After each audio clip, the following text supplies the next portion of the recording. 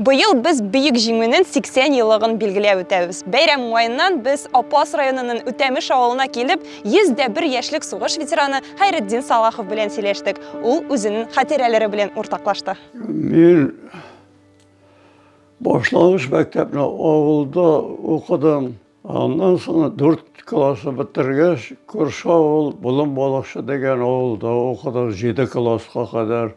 Шуны укып бітірген эштен әти-әниләр белән Свердловскийга өлкәсенә киттек, Гербовой итеп. Анда урман эшендә эшләп, сугыш башланып китте.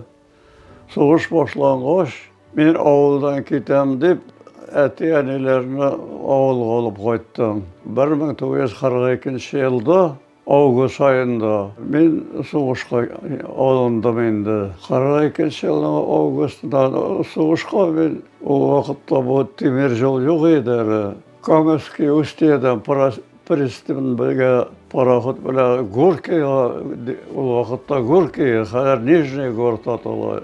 Шунда төшерделәр Нижний городка. Владимир деген шәһәргә поезд белән алып киттеләр.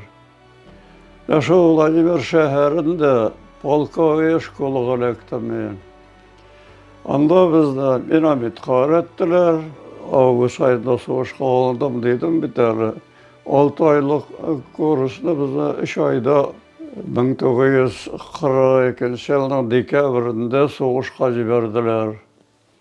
Сталинград сугышында эләктем ең беренче. Ул вакытта Сталинград инде окружениегә алынган иде, шөткәнә калган иде алып бетергә. Сугышка мен 18 yaşında киттем, алындым. Поездка килде, поездка белән китте. Әти-әниләрегез нәрсә әйттеләр? Әти-әниләр нәрсә әйтсен инде, сугышка бармыйм дип әйтә алмыйсың, анда сугыш бара, азат итәргә кирәк. Гаиләдә мен ир балалардан бер өзем генә. Әнекәш бар, ул әле 33 елга гына яши ул. Калган бездән 9 баланың 6-чысы булып үскәнмен мен. Сугышта минометчик идегезме? Минометчик идегезме сез? Минометчик идем. Бер вакытта командир Рашид булып татардым мен иде. Анда ранен булгач кеше кирәк аны орнына. Бездә булай да Попалыниягә дип әйтәләр. Попалыниягә эләктек без. Үлгән кешеләр орнына кая не бар, кая способны, шунда җибәрәләр. Шунда билгелиләр. Сугышта иң авыры нәрсә иде? Сугышта иң авыры иде. Борда сугыш булгач, үлем аяк астында инде. Искә төшә үлемнәр, аяк астында үлекләр ята. Әти-әниләрне күреп кайтасы бар, алар үлсәмдә риза дип. Нәрсә эшләргә анда ул вакытта уйлап торган бар инде ара. Нәрсә эшләргә вакыт юк анда. Әле монда, әле тегендә төзисең. Бераз генә алгарак киттең икән. Пехота минометны күтәреп тагы 4 кеше расчетта күтәреп тагы алга барырга кирәк. Һәм шул дошманны җиңү турында бөтен ой. Бөтен шунда бөтен оям. Шунда миномет часында сугышып, 1943 елның гыйнварында ранен булдым.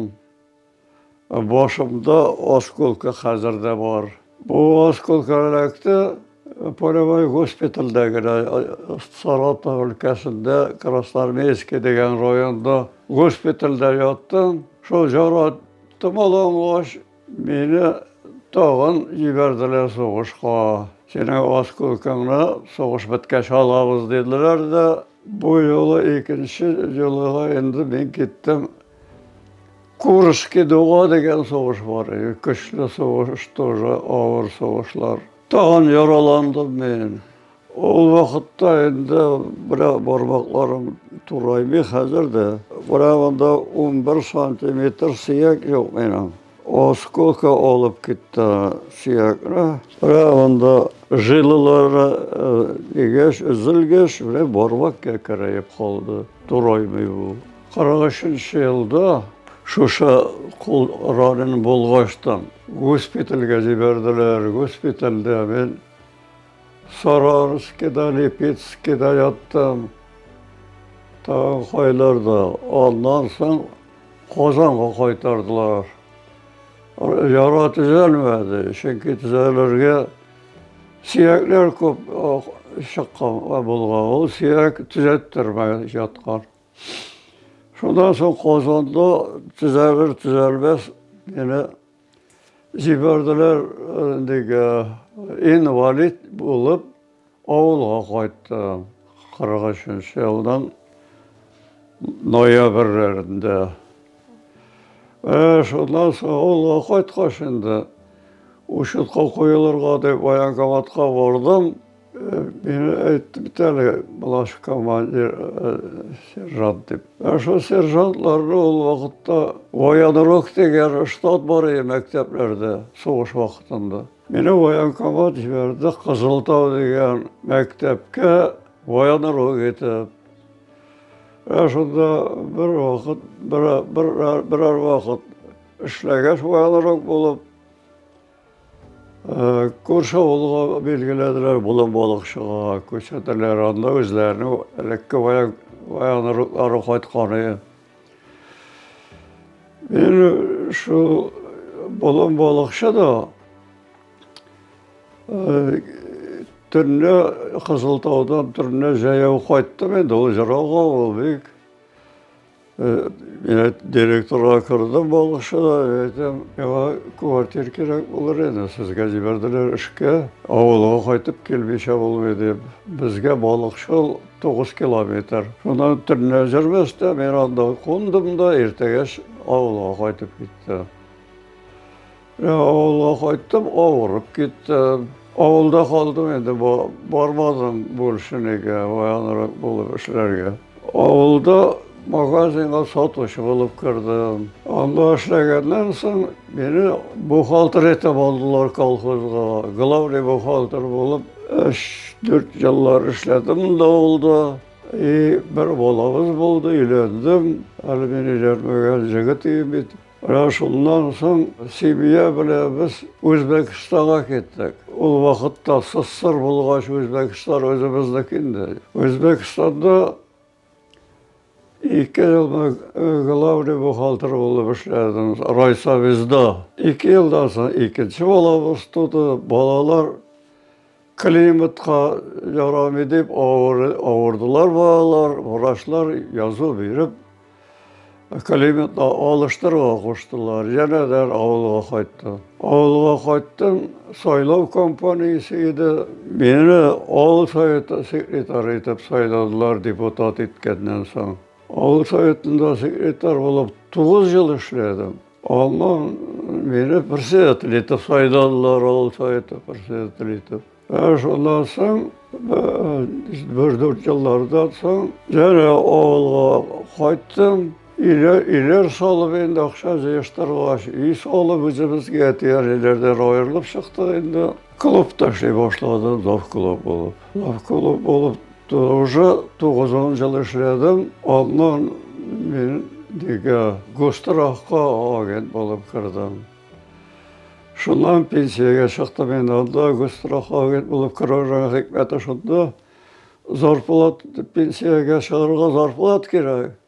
Anda zarplatı yaxshi edi.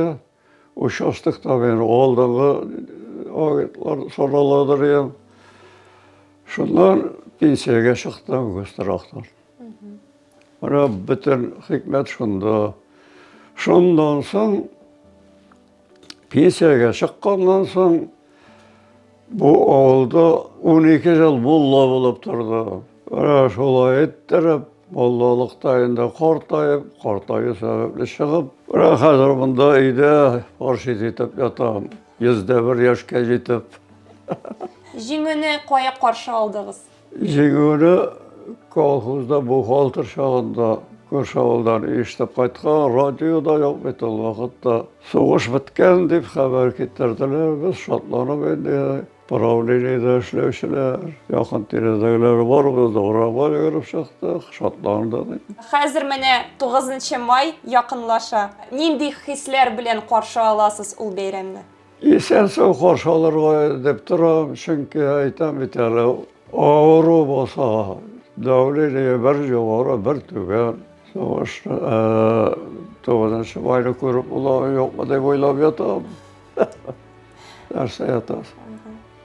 Хәзерге менә бүгенге көнгә хәрбиләргә нәрсә теләр идегез? Хәзер сугыш бара Украинада. Алар да шу безнең кебек азат итәргә Украина Россия дәүләтенә 45 ел сугышалар. Аларга да исәнлек, саулык, сәламәтлек теләп, исән-сау җиңеп, исән-сау әйләнеп кайтсыннар иде семьяләрендә, менә шу теләгем. Bütün Tatarstan rayondaşlarımıza, Tataristanlılarga barısına da исәнлек, саулык, сәламәтлек теләйм. Исән сау yaşasınlar, хезмәтләрендә эшли торган урыннарда уңышлыкларга ирешсеннәр, уңышларга. Сугышта булучыларның балалары, ирләре исән сау әйләнеп кайтсыннар дигән теләктә калам.